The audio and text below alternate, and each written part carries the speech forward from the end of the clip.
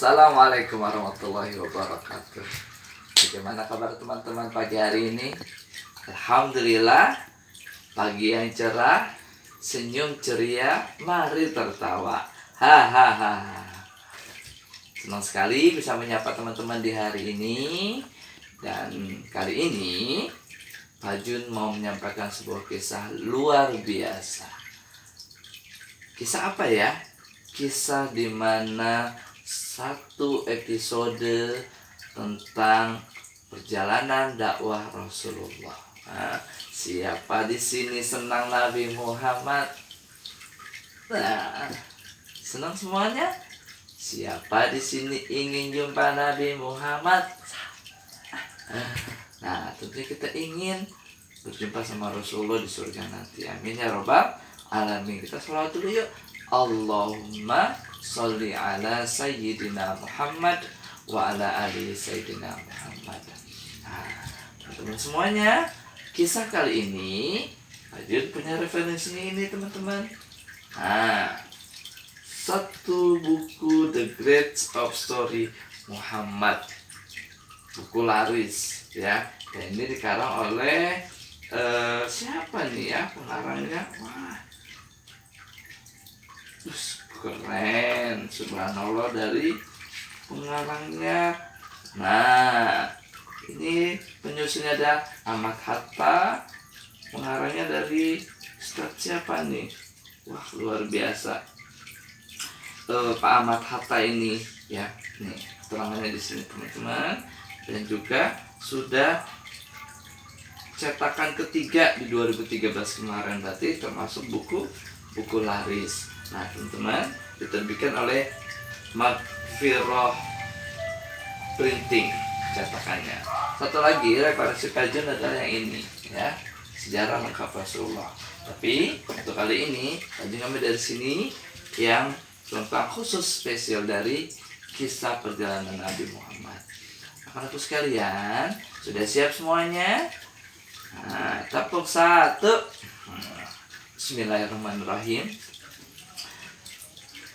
Teman-teman, perjalanan Rasulullah setelah melewati yang perjalanan panjang ketika dia masih dalam kandungan, kita sudah lewati ketika beliau dilahirkan, bagaimana ketika dia berusia 2 tahun, 4 tahun, 5 tahun, dan menjadi pedagang yang sukses setelah menikah bersama Siti Khadijah, sang kaya raya. Kali ini Rasulullah melanjutkan perjalanan episodenya di usia ke-40 tahun. Usia berapa teman-teman? 40 tahun. Rasulullah melihat kondisi kota Mekah yang sangat sudah tergolong tidak nyaman. Makanya kota Mekah dibilang saat itu adalah kaum Quraisy jahiliyah, masa jahiliyah. Kenapa? Apa yo ciri-ciri jahiliyahnya? Iya benar. 1, sering mabuk-mabukan. 2, berjudi. Apalagi 3, pernah suka membunuh anak perempuan. 4, apalagi minum khamar.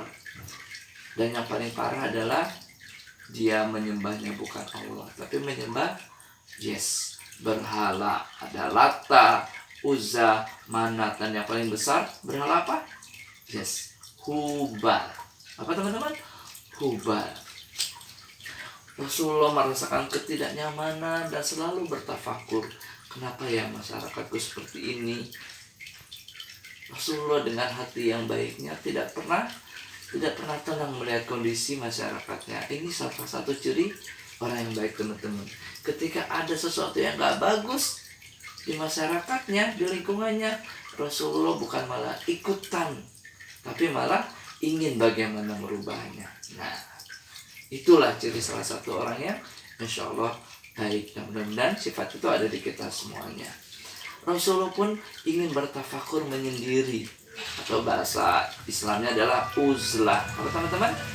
Uzlah, menyendiri, berkhalwat. Rasulullah di malam Ramadan di tanggal 21 sang istri tercinta Siti Khadijah menyiapkan perbekalan.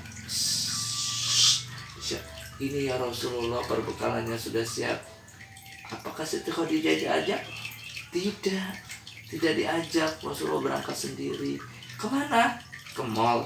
Bukan. Ke ITC? Bukan.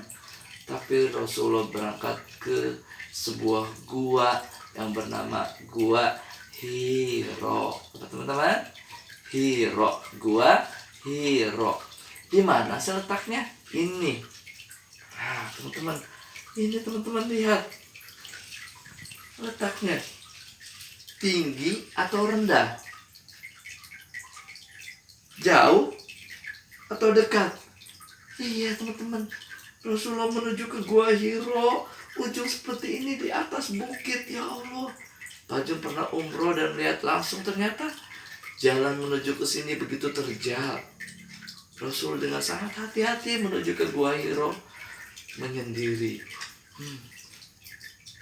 Setelah sampai di Gua Hiro, Rasulullah diam, tafakur, merenungi perjalanan beliau. Itulah pentingnya tafakur, menyendiri, uzlah. Ketika teman-teman ada masalah, yuk coba bukan kemana-mana jalannya, ke Allah dan menyendiri seperti yang Rasulullah ajarkan. Tahu nggak, di Gua Hiro, di atas Gua Hiro itu dikisahkan di buku ini adalah gua di atas bukit dan bisa memandang ke seluruh kota Mekah. Dan itu pemandangannya indah sekali jika dilihat dari atas. Kenapa Rasulullah memilih Gua Hiro? Ternyata tempat itu memang nyaman dan indah ketika melihat pemandangan dari atas. Malam pun datang.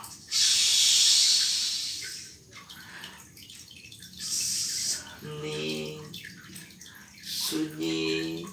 Malam 21 Ramadan di tahun ketiga di masa kenabian itu. Rasulullah menyendiri. Tiba-tiba datanglah seorang malaikat yang bertugas memberi wahyu. Siapa yang tahu nama malaikatnya? Ya, malaikat Jibril. Datang malaikat Jibril, langsung menemui Rasulullah di dalam Gua Hiro. Perkataan yang pertama diucapkan oleh malaikat Jibril adalah, bacalah. Rasulullah ketika ada di dalam gua sendirian di malam hari, gimana perasaan teman-teman kalau kalian lagi sendirian terus ketemu teman, ketemu ada orang datang dengan wajah yang sangat, ya jubahnya putih, gimana? Wih, takut. Sama Rasulullah juga teman-teman. Ketika disuruh bacalah, aku tidak bisa membaca, kata Rasulullah. Ma ana biqori, aku nggak bisa baca. Rasulullah ketakutan. Ketika melihat Rasulullah ketakutan, apa yang dilakukan malaikat Jibril?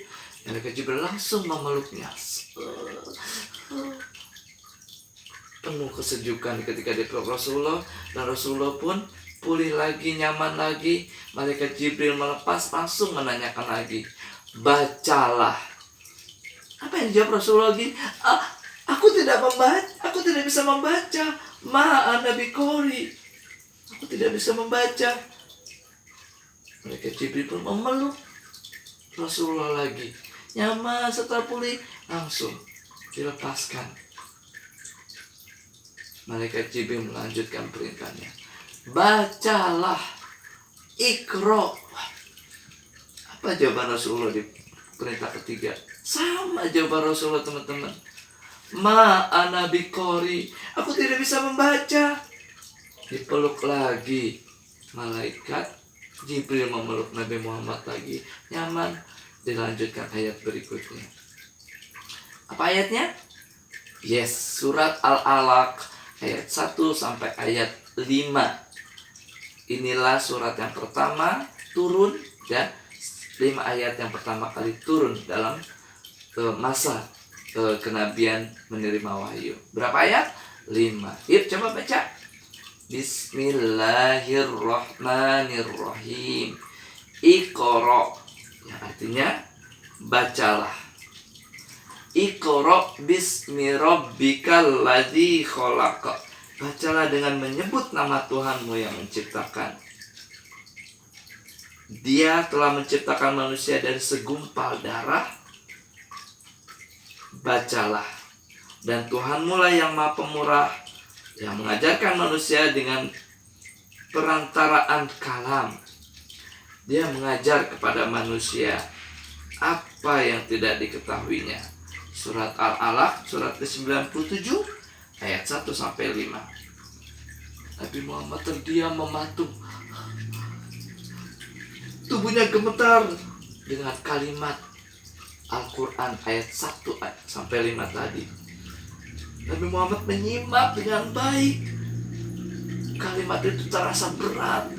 Dengan susah payah Nabi Muhammad memahaminya. Senin tanggal 21 malam Ramadan itu bertepatan dengan 10 Agustus tahun 690 Masehi.